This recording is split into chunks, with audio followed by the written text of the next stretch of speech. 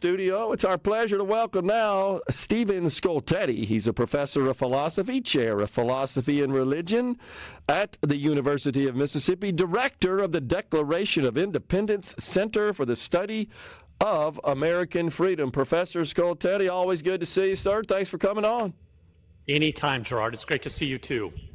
You bet. So, the big thing is we got Turning Point USA coming to Ole Miss on the 29th of October, and recently announced that the program will be headlined by none other than the Vice President of the United States. That's J.D. Vance, and of course, Erica Kirk, the widow of Charlie Kirk. So, man, this is big-time, huge news for the university. I know this is something, just knowing you've been working on behind the scenes as well. We're grateful for that. I am going to be attending. I look forward to seeing you there. Tell us about this. Well, it is super exciting for the university, and I'm also just super excited for the student group. The Turning Point USA chapter at Ole Miss. The Declaration Center, we go out of our way to help the different registered student organizations here on campus that are mission aligned. So we step in and we help college Republicans, Young Americans for Freedom, Young Americans for Liberty, Rebels for Life, and the Federalist Society as well. And all of those student organizations, they're led by students. Sure. And as they meet different difficulties and struggle to figure out how things are work, the Declaration Center can kind of step in and show them the ropes and help them navigate a lot of this.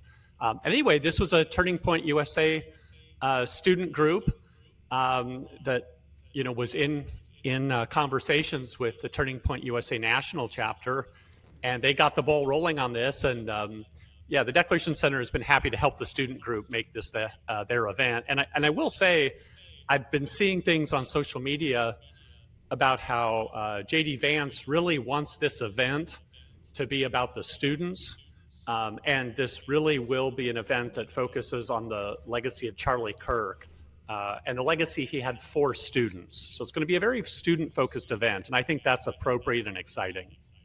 Yeah, and, it appears to me, and I think you would probably share my perspective here, that nobody was better at connecting with students than Charlie Kirk.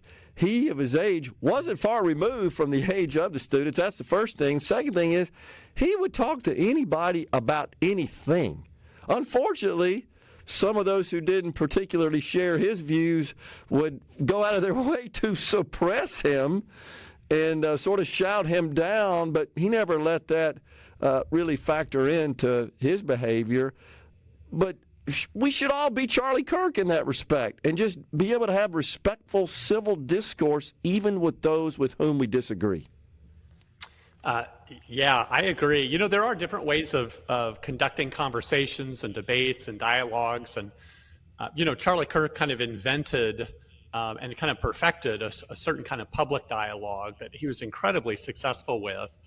And I think the thing I came to appreciate since his assassination was just the way in which young conservatives and young conservative students who watched him regularly just felt a real emotional tie to him. I mean, I knew they admired him. I knew he was popular, but he really was one of these people who was able just to connect with people in a way where people just intuitively felt that he was a good guy who in person could be their friend. And there's kind of a relaxed comfortability people had with him. So, when he was assassinated, I was teaching my conservative political philosophy class when the news of his death came about. And, there were a lot of the students were tearing up. And then when we brought students together later to talk about it, I mean, there weren't many dry eyes in the room because people really had an emotional connection with him. Yeah. So you mentioned the list, the series of organizations on campus that I think it's fair to say we could describe them as all leaning to the right, politically speaking, philosophically speaking. Yeah, but talk to us about Yeah. Okay, go ahead. Sorry, go ahead. Yeah, Go no, ahead, just Steve. philosophically, the kind of criterion I set down for them if I'm going to provide help is Yeah, they have to be able to describe their organization as fitting in the big tent of the conservative intellectual movement of the 20th and then early 21st century. And that, lots of scholars have written about what that movement looks like, what are the different components of that movement. And so a student organization can't just come along and say, well, I think you should help me because I'm a student organization. I mean, I always require them to say, well, explain to me how you fit within this very well documented tradition of the conservative intellectual movement. right. And so you're right. All of these groups philosophically believe that conserving the American founding and the American heritage of liberty is a good and valuable thing and worth preserving. Yeah. So my question is for you, what can you share with us about the organizations on campus that lean in the other direction? And do you sort of cross-pollinate with them in any way? Or do we have any kind of just gatherings or communications? Not right now. And that's something actually I would like to fix going forward.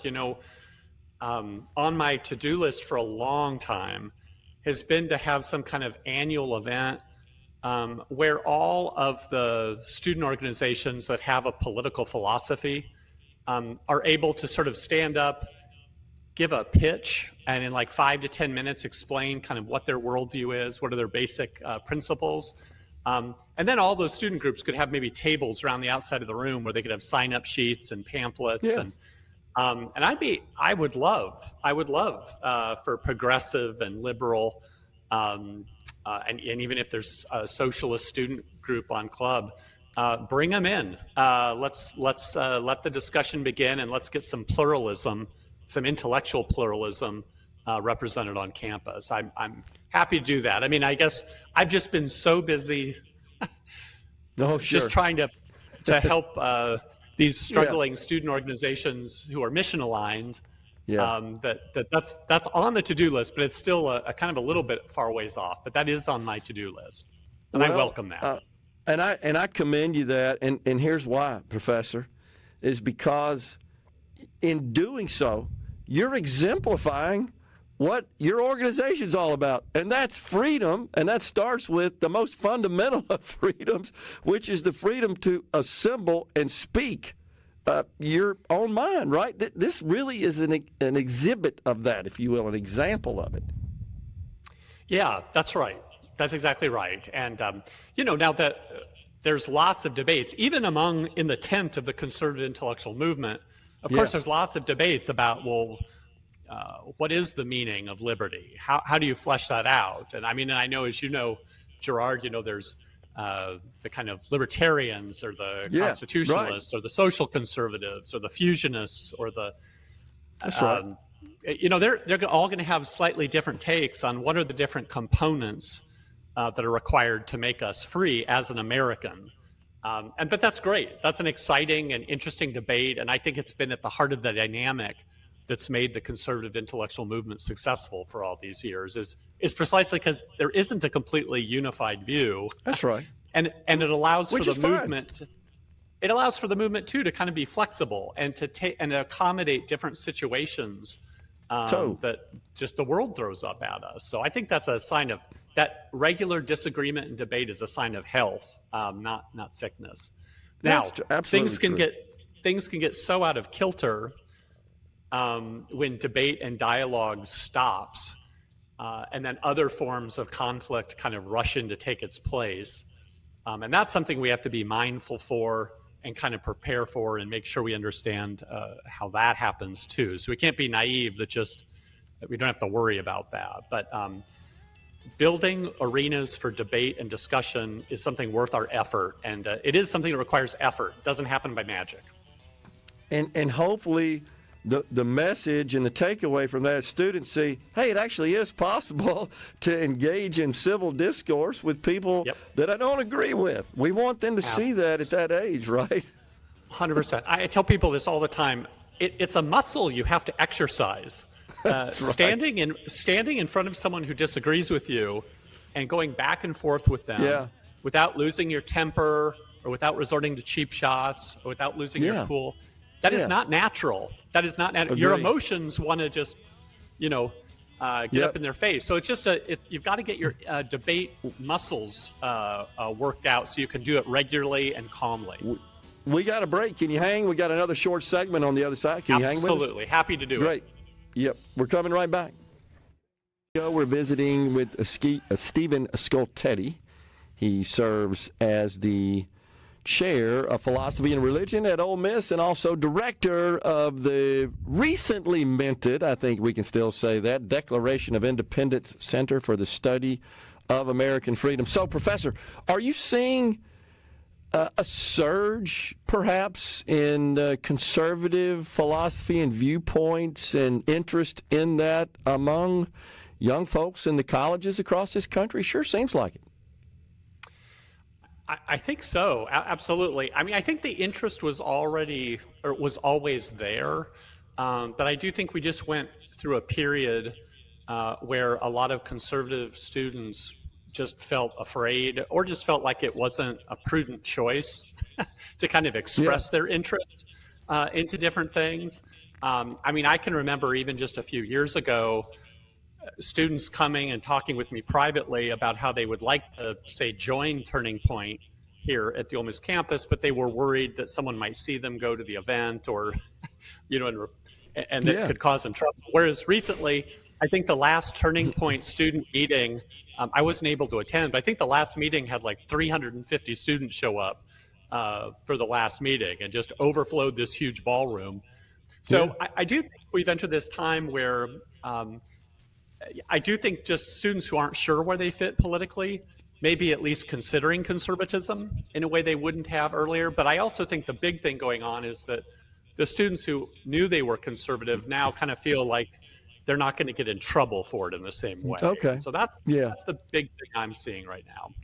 Well, and you know that in the last few years, certainly during the Biden administration, and really once all the DEI stuff started sweeping the country, it seems like every institution of higher learning, almost every major corporation, all adopted some sort of DEI initiatives, programs, built these huge staffs. I remember Rhino and I talking about Ohio State when that was really first taking hold in the late 21, early 22 time period. And we dug up some reports that said they had like 250 people in their DEI department. Like, what the heck do they do? I don't even know. But where I'm going with this is there are reports of students suggesting that their conservative viewpoints affect them in the classroom. That if they're taking classes from a professor that happens to be left-leaning, that they will actually exact some sort of retribution in their grading of their work in the classroom. Do you feel like that's going on? Is that getting more widespread, or is it starting to get under control? I mean, I do think that most of my colleagues who are progressives and liberals don't do that kind of thing. I mean, I do think that it's a minority of people who do that. But I mean, and partly maybe it goes back to what we were talking about earlier is, some of university professors are also not very practiced at exercising their debate muscles. and so when you have some articulate, very well-read, very smart conservative intellectual who's 19-year-old stand up in your class and go after you with actually a lot of pretty profound and well thought out arguments. I think maybe there is this kind of just initial response to kind of get angry about that. But I do think that's a minority thing. Okay. I think the worry for many of the conservative students has been just, okay, if I submit my application somewhere, like let's say I want to go to law school, I mean, that application is going to be looked at by, let's say, 20 people or whatever the number is. The odds that somewhere in that 20, there's 1, 2, or 3 kind of radical professors or professors who are looking to really shape the student population is going to ensure that even if the majority of people looking at the application are okay with it, there's going to be a few who aren't okay. And so I think, Yeah. I think that was the worry. But there's no doubt that kind of thing has happened. But I am optimistic that thing is getting less frequent, and that there Okay. is a lot of goodwill, even among my left-leaning colleagues across the ideological spectrum, to bring back a culture of debate, discussion, and where people don't feel like they're being penalized just because they disagree with the professor. Or certainly the students perhaps are being a little emboldened in that they can publicly express their viewpoints, their philosophies, their value system without fear of being ostracized or being punished for it. Absolutely. Yeah. No, that's right. That's right. And then when they have more confidence to do that, they're more ready not to kind of get angry and have a civil conversation too. So it's kind of a win-win for everyone when we get to that place where there's dialogue. No, yeah, absolutely. Well, we've enjoyed having you on the program as always, Professor Stephen Skultety, and look forward to seeing you there on the 29th. I know it's going to be a fantastic event.